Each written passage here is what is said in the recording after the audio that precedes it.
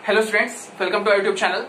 आज हम बात करने वाले हैं, हमारे यूट्यूब चैनल पर कुछ कमेंट्स आते हैं जितने भी स्टूडेंट्स हैं, ठीक है, क्लास 10 के, उनका ये बहुत बड़ा इश्यू है, बहुत बड़ा उनका एक डर रहता है कि पहला बोर्ड होता है तो डेफिनेटली एक टाइप का दिमाग में रहता है। नवंबर में ही बोर्ड्स हैं, ठीक है, नवंबर में बोर्ड्स हैं, इस समय करेंटली अक्टूबर चल रहा है, तो डेफिनेटली काफी ज्यादा एंग्जाइटी और काफी ज्यादा एक तरीके से नर्वस होते हैं स्टूडेंट्स। बट नर्वस होने वाली कोई बात नहीं है। आइए आज आपको छोटी छोटी चीजों पे आप जो नर्वस हो रहे हो, अब ये नर्वसनेस आज मैं आपकी दूर करूंगा, आपको समझाऊंगा कि किस तरीके हम चीजों को कर सकते हैं और किस तरीके हम अच्छे स्कोर बनाते हैं, ठीक है, किस तरीके अच्छा स्कोर हम लाते हैं, स्कोर लाने का क्या तरीका होता है और किस तरीके अच्छे स्कोर मिल सकते हैं, सब चीजों के बारे में बात करेंगे। किस तरीके पढ़ना चाहिए, क्या करना चाहिए, ठीक है। और ये 15 दिन, ऑफकोर्स अब 15-15 दिन ही बचे हैं, आज रफली 11 है, ठीक है, 11 अक्टूबर है। मैं मानता हूं 1 नवंबर को पेपर है भाई, मैं पहले को मान लेता हूं, तुम लोग बुरा मान जाओगे कि भैया पहले नंबर। चलो सुनो, बहुत कम समय बचा है तो आप इसे कैसे यूटिलाइज करें। पहली बात तो सैंपल पेपर अगर नहीं सॉल्व किया हो तो ये वीडियो देखने क्यों आए हो, पहले जाओ सैंपल पेपर सॉल्व करके आओ, ठीक है।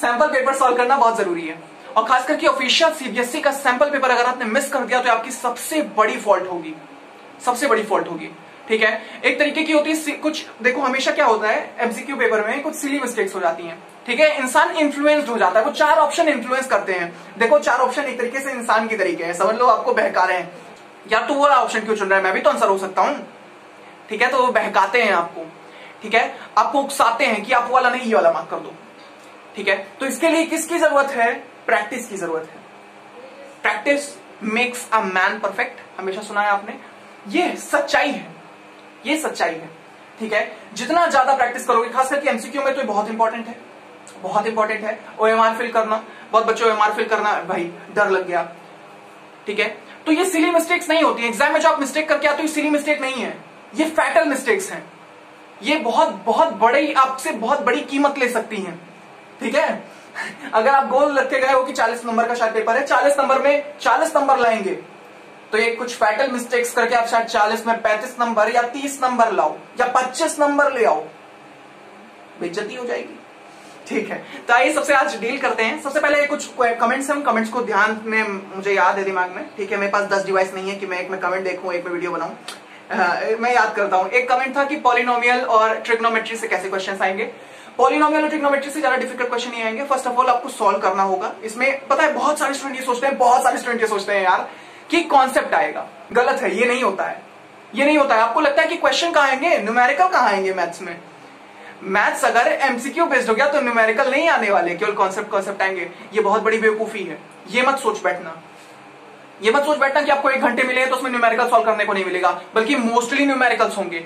90% क्वेश्चन पेपर न्यूमेरिकल होगा, ठीक है। सीबीएसई का सैंपल पेपर उठा लो ऑफिशियल वाला, उसके अंदर क्या है आपको मिलेगा, क्या सब कॉन्सेप्चुअल है, सब कॉन्सेप्चुअल नहीं है बेटा, सब क्या है, सब न्यूमेरिकल बेस्ड है, ठीक है।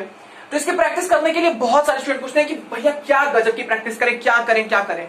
मैं बता रहा हूं ये यूज किया है मैंने, और ऐसा नहीं है मैंने एग्जाम नहीं दिया है, मैंने एग्जाम भी दिया है, ठीक है, और एग्जाम में अच्छा स्कोर भी किया है, ठीक है। मैं आपको बताता हूं, अपना पहले बता दूं, तब आपको समझ में आएगा कि बेसिकली मैंने क्या किया है, मैंने क्या स्ट्रेटेजी अपनाई है। First of all if I talk about my result, मैं क्लास 10th में, जब जानते हो आप प्रमोट किया गया था, मेरा 86% आया था। मैंने क्या किया, मैंने दोबारा एग्जाम के लिए, री एग्जाम के लिए अप्लाई किया। मुझसे लाख बार लोगों ने कहा कि भाई ये मत कर, ये बहुत बहुत ज्यादा बहुत खराब हो सकता है, शायद 86 से तेरा 70% हो जाए।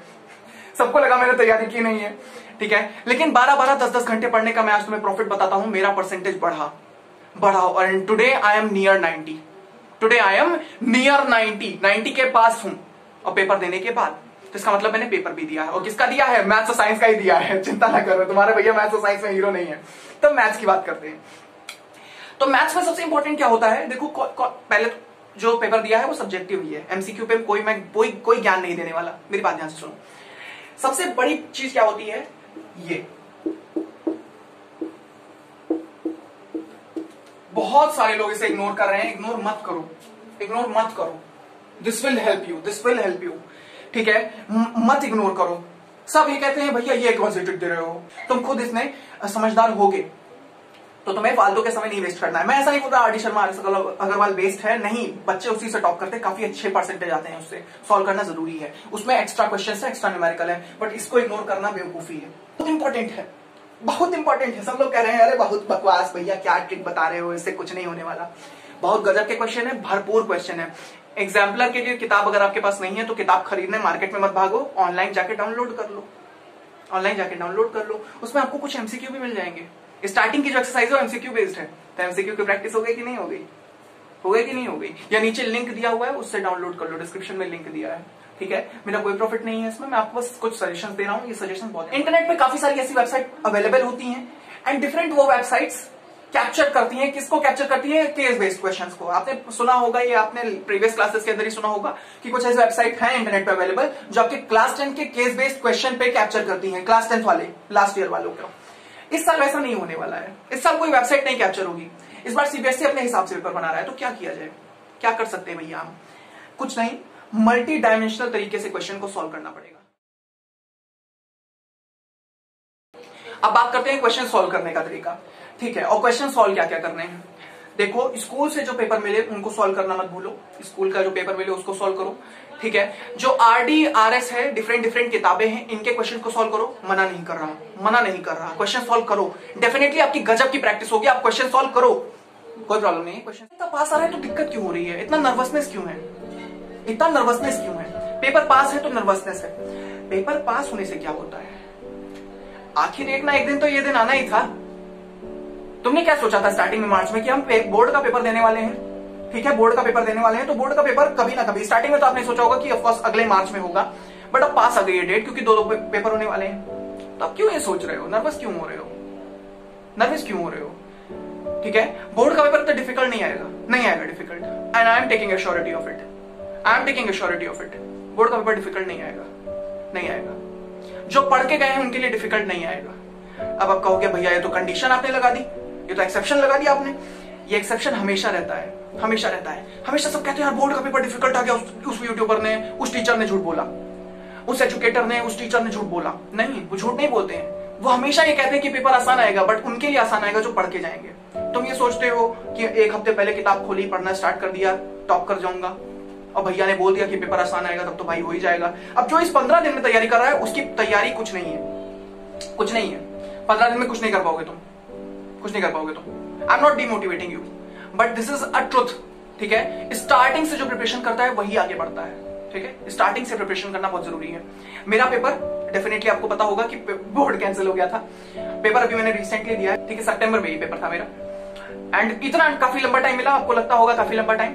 फ्रॉम द 1 अप्रैल ऑफ 2020, ठीक है, 2020 मतलब कि लास्ट ईयर वाला, ठीक है, जो कोविड काल था, सब लोग आराम चिल कर रहे थे, बट उस वक्त मैं पढ़ रहा था, उस वक्त पढ़ रहा था। तो परसेंटेज आपके सामने है, परसेंटेज उसी के आते हैं जो तैयारी करता है। पढ़ाई करना बहुत जरूरी है, बहुत जरूरी है। और ये नर्वसनेस भूल जाओ, पढ़ाई में ध्यान लगाओ, ठीक है। नहीं ध्यान लग रहा तो उसका भी एक तरीका है मेरे पास, उसका भी एक तरीका है मेरे पास। इसके अलावा जाएंगे कहाँ, और क्या काम है तुम्हारे पास?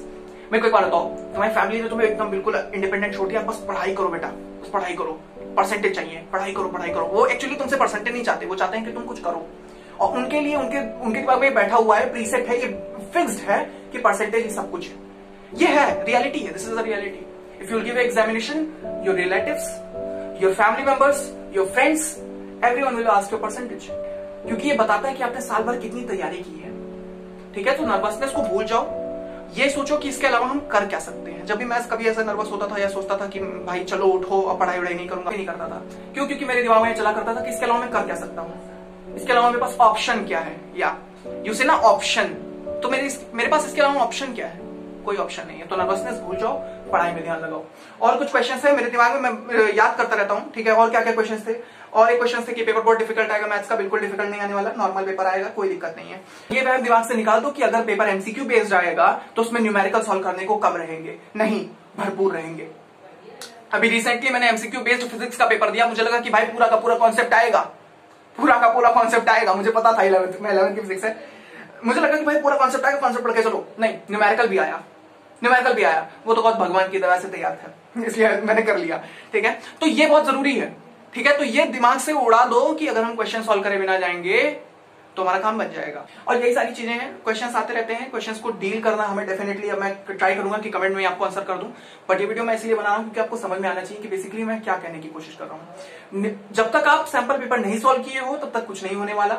नर्वसनेस भूल जाओ, कुछ नहीं होता, ऐसा कुछ होता ही नहीं है, ठीक है। अब ये 15 दिन में 7 दिन, ठीक है, मैं आपको बता रहा हूं 7 दिन, 7 डेज, ठीक है। जितने चैप्टर हैं डिवाइड कर दो, इन 7 दिनों के अंदर, इन 7 दिनों के अंदर आप चैप्टर को रिवाइज करने की कोशिश करो, सारे चैप्टर्स याद करो और फिर स्लॉट बनाओ, एक सुबह का स्लॉट, शाम का स्लॉट, और डेली पेपर सॉल्व करेंगे आप इस स्लॉट में। एक स्लॉट सुबह का, जैसे मैं आपको बताता हूं मैं कैसे करता था, अपना बताता हूं, रुको एक मिनट, ठीक है। सो एक स्लॉट बनाइए, सुबह का स्लॉट बनाइए, 10 का स्लॉट होना चाहिए, 10 या 10:30 जब भी का रखना हो, क्योंकि 10:30 बजे अप्रॉक्स आपका पेपर होगा, यही टाइम होता है। 10:30 से का स्लॉट रहेगा, एक कितना घंटे, 1.5 घंटे पेपर मिलता है ना, शायद 1.5 घंटे मिलता है 40 नंबर का पेपर अटेम्प्ट करने के लिए, हाँ 1.5 घंटे शायद रहता है, 1.5 घंटे रहे 2 घंटे रहे, उससे हमें क्या मतलब है। एक फिक्स टाइम तक एक स्लॉट बनाइए, फिर शाम का नहीं बनाइए, 2 बजे का बनाइए, 2 बजे का, और दिन में सोना बंद करो, दिन में नहीं सोना है।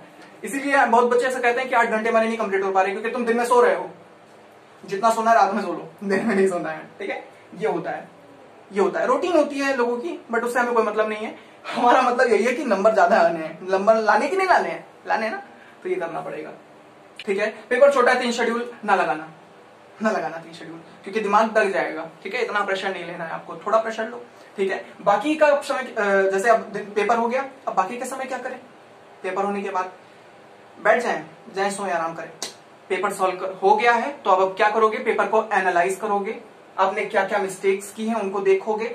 मैंने बोला ना स्टार्टिंग में, क्या बोला कि आपको ये बहकाते हैं ये 4 ऑप्शंस, कहते हैं यार तू उसको क्यों सेलेक्ट कर रहा है, मैं भी तो हो सकता हूं, ठीक है। तो ये बहकाने वाला काम खत्म हो जाएगा, practice makes a man perfect, हो जाएगा। पेपर एनालाइज करेंगे, 1 घंटे एनालाइज करो, ज्यादा ना एनालाइज करो, कि उसी को देखते अरे आज हमारा फुल आ गया, अब मैं नहीं पढ़ूंगा, फुल आ गया भाई, अब हो गया, अब नहीं, ठीक है। ऐसा मत करना, एक बार एनालाइज कर लिया, उसके बाद वापस अपने कॉन्सेप्ट पे, वापस अपने पढ़ाई पर। मैं बहुत लोग कहते हैं अपना शेड्यूल बता दो, नहीं, मैं अपना शेड्यूल बता दूंगा। क्या होता है, आपको क्या लगता है कि ये जो नंबर है मेरे, ये आपके कॉपी हो जाएंगे? नहीं होता है, ठीक है।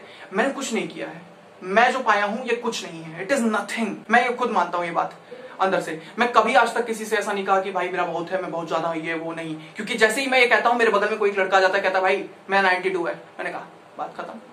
परसेंटेज की वैल्यू नहीं है, इंसान की वैल्यू होती है, इंसान की मेहनत की वैल्यू होती है। आप हमेशा ये कहते हो यार सब मेरा परसेंटेज देख रहे हैं, सब मेरा मार्क्स देख रहे हैं, ऐसा क्यों कर रहे हैं?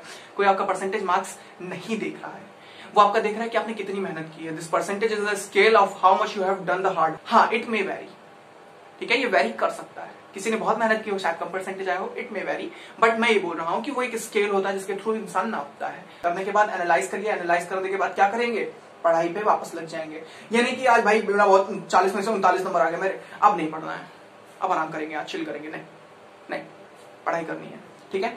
क्योंकि जो तुम 39 पाए हो इसको कंटिन्यू रखना है कि नहीं रखना है, 40 करना है कि नहीं करना है, करना है ना, अभी 1 नंबर कम आ रहा है, कंटिन्यू करना है। एंड एक बात ये लिख के ले लो, जिस तरह मैं वो कह रहा था कि न्यूमेरिकल आएंगे ही आएंगे, उसी तरीके ये भी बात लिख के रख लो कि नंबर फुल ला सकते हो, you can bring full marks ला सकते हो। There are much more challenges coming for you, and सब चैलेंजेस को फेस करना पड़ेगा, ठीक है। 11th में भी 12th में भी। तो अभी 10th के इस चैलेंज से इतना घबराओ मत, नर्वस बिल्कुल नहीं होना है, पढ़ाई में ध्यान लगाना है, ठीक है। एक बार टर्म दे दोगे, टर्म 1 दे दोगे, उसके बाद तुम्हारा नर्वसनेस खत्म हो जाएगा। सब्जेक्टिव, पता है ये मुझे सबसे अच्छा लगा, टर्म 1 का पेपर देने के बाद सब्जेक्टिव में कोई डर नहीं लगेगा, क्योंकि you have already experience that environment, you already experience कर लोगे उस 1.5 घंटे के अंदर, ठीक है। ज्यादा डरो मत, पेपर में देकर आया हूं, इतना कोई नर्वसनेस वाला माहौल नहीं रहता है, नॉर्मल रहता है, ठीक है, चिल रहता है। एकदम वैसे ही हुआ था जैसे हुआ था बोर्ड, नॉर्मल होता है बोर्ड, वैसे ही मैं देकर आया। सब्जेक्टिव कुल मिला के 3 घंटे मिले, बढ़िया से मजे से पेपर किया मैंने, बढ़िया टाइम, एकदम टीचर वीचर सब लोग सपोर्टिव, कोई दिक्कत नहीं, ठीक है।